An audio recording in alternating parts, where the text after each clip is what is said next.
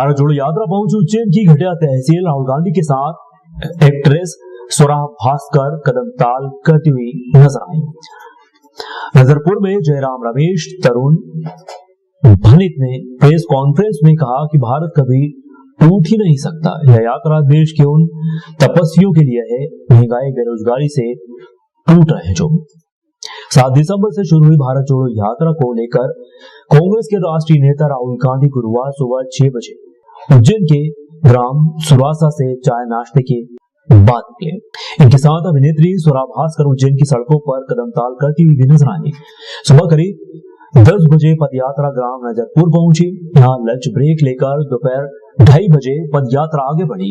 नजरपुर में कांग्रेस के वरिष्ठ नेता तरुण भनोत जयराम रमेश ने प्रेस कॉन्फ्रेंस लिया।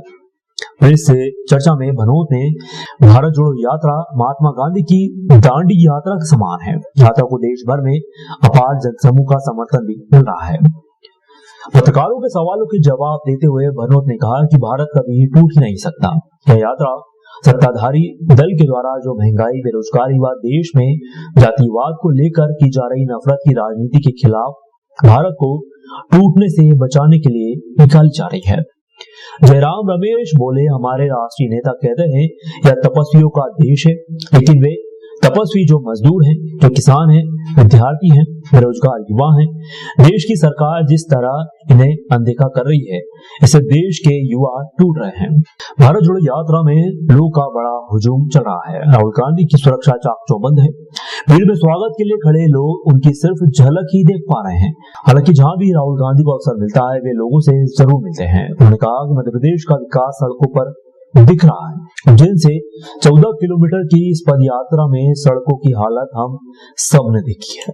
इन जर्जर सड़कों पर पद यात्रा करने के बाद विकास व अनदेखी को लेकर कुछ बोलने की जरूरत ही नहीं। आइए जानते हैं यात्रा में किसने क्या कहा। कांग्रेस नेता यात्री व स्वागत को आतुर ग्रामीण नजर आए। देश इस वक्त खतरे में आ चुका था। भारत का संविधान भारतीय जनता पार्टी और आरएसएस कभी भी उसको नष्ट करने की फिराक में आ गए थे। ऐसा महसूस होने लगा था कि देश का डेमोक्रेसी अब खत्म हो जाएगी और बाबा साहेब अम्बेडकर का लिखा हुआ संविधान नष्ट हो जाएगा। और जिस दिन संविधान नष्ट होगा 140 करोड़ लोगों का जीवन उसी दिन समाप्त हो जाएगा। ऐसे समय में ये राहुल जी ने जो भारत जोड़ो यात्रा निकाली है, इस यात्रा का इतना असर पड़ा है कि संविधान खत्म करने वाले लोग, उन लोगों के मुंह पर अब एक प्रकार से ताला पड़ गया है। अब वो बोलने को तैयार नहीं है, पसीने छूट गए हैं। उम्मीद ऐसी पाई जा रही है कि आखिरी दिन रैली का होगा, उस दिन इस देश में संविधान खत्म करने वाले शायद गायब हो जाएंगे, फिर कभी मुकाबला नहीं कर सकेंगे। और जनता में जो आक्रोश पैदा हो रहा है, एक क्रांति पैदा हो रही है, और जनता के अंदर क्रांति पैदा हो गई तो संविधान खत्म करने वाले जनता का मुकाबला नहीं करेंगे। ऐसा समझ में आज की रैली से भी आया है और कन्याकुमारी से जो रैली चल रही है उसमें भी ये झलक नजर आ रही है। सौभाग्यशाली है कि माननीय राहुल गांधी जी की जो भारत जोड़ो यात्रा है वो घटिया में आई और आज जो जनसमर्थन, जो उत्साह लोगों में देखने को मिला, आपने अपनी आंखों से देखा है। लोगों ने अपना प्यार दिया, अपना दुलार दिया माननीय राहुल गांधी जी को खड़े रहकर। तो राहुल जी ने भी जिस प्रकार का प्यार जनता का पाया, मैं उसके लिए अभिभूत हूँ। उन्होंने जगह जगह रोककर छोटे छोटे बच्चों से, महिलाओं से मिलकर बात की, बुजुर्गों से बात की। एक विकलांग था, एक पैर उसका टूटा हुआ था, उसके साथ चले। उससे पूछा, भाई आपका पैर कैसे क्या हुआ? अगर आपकी जगह में होता तो मैं तो डिप्रेशन में चला जाता कि मेरा पैर टूट गया। और आप तो उन्होंने कहा कि नहीं सर, आप जैसे लोग हैं तो मैं हौसले के साथ अपने दिमाग से काम करूँ, पैर से नहीं करूँ। मैं दिल और दिमाग से काम कर रहा हूँ। इस भारत जोड़ो यात्रा के बाद भारतीय राजनीति में और भारत के भविष्य को लेकर क्या उम्मीदें हैं, क्या की जाए? ये जो भारत जोड़ो यात्रा पद यात्रा है, ये भारत कोई राजनीतिक यात्रा नहीं है, ये भारत को जोड़ने की यात्रा। आज देश में जिस प्रकार का नफरत फैलाया जाता है, जिस प्रकार द्वेषता की राजनीति की जा रही है, उसको समाप्त करने के लिए माननीय राहुल गांधी जी ने सब एक दूसरे को जोड़ने के लिए भारत जोड़ो पद यात्रा प्रारंभ की। आने वाला भविष्य निश्चित रूप से बहुत अच्छा होगा, यही हम लोग चाहते हैं। और राहुल जी के नेतृत्व में इस देश में कांग्रेस की सरकार बने, ये हम लोग चाहते हैं। महंगाई, भूख, भय, भ्रष्टाचार, बेरोजगारी पे लगाम लगाना चाहते हैं, किसानों को उनका न्याय दिलाना चाहते हैं। तो लोगों के अंदर जो उत्साह, उम्मीद और उमंग नजर आती है, वो कहीं न कहीं एक उज्जवल भारत, विकासशील भारत की परिकल्पना को लेकर नजर आती है। बच्चे सुबह सुबह तैयार होकर राहुल जी के लिए मिलते हैं। कई किसानों से मेरी बात हुई, जब हम लंबा चलते हैं तो मैं कई बार ऐसे लोगों से मिली जिनके हाथ में फ्रैक्चर है, जिनके पैर में फ्रैक्चर है, जो असहाय है, पर वो सड़क पे अपने नेता की एक झलक पाने के लिए खड़े हैं। महिलाएं अपना काम छोड़ के अपने नेता के लिए खड़ी हैं। लोग अपनी बात उनसे कह पा रहे हैं। और मेरा मानना है, द्वितीयो नास्ति, न भूतो न भविष्यते। ऐसी यात्रा, दांडी यात्रा के बाद शायद अब वर्षों तक संभव ना हो। और हमें गर्व है इस बात का कि हमारी आने वाली पीढ़ियां ये कहेंगी कि जब राहुल गांधी लोगों के मन की बात सुनने सड़कों पे निकला, लोगों की समस्याओं के लिए सड़कों पे निकला, तो ये सड़कें गवाही देंगी कि उस वक्त हम थे।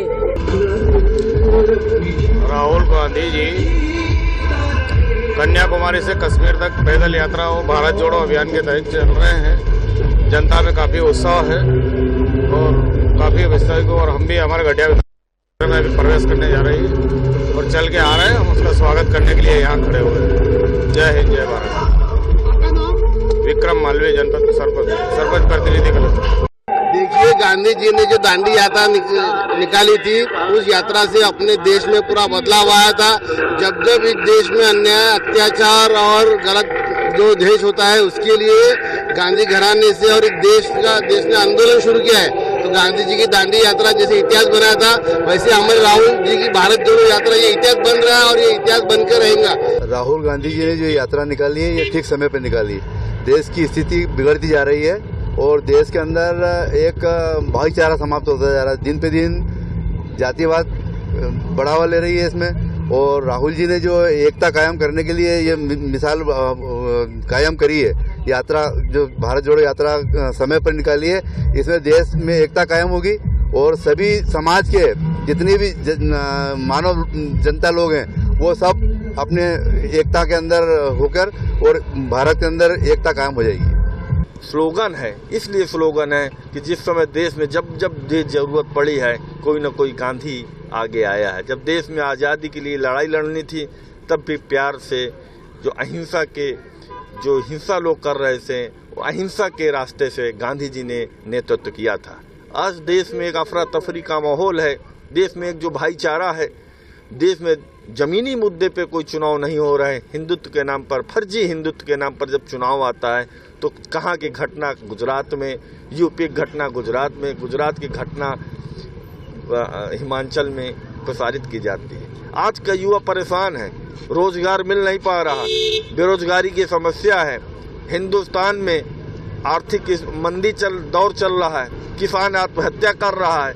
आप कह रहे हैं अमृतकाल योजना योगी जी, मोदी जी चला रहे हैं, कैसे ये अमृतकाल योजना है? राहुल जी हमारे क्षेत्र में आए, उनका हम स्वागत करने के लिए यहाँ तात्पर्य सभी खड़े हैं और उनके स्वागत के लिए हम कम से कम 2 घंटे से खड़े हैं, उनका इंतजार कर रहे हैं। और ये यात्रा, पद यात्रा, इसके लिए भव्य हम स्वागत करना चाहते हैं और इस यात्रा से हमें बहुत अच्छा लगा और हम इसीलिए उनका स्वागत करने के लिए यहाँ खड़े हैं और बहुत अच्छी प्रेरणा मिल रही इस यात्रा चलने से।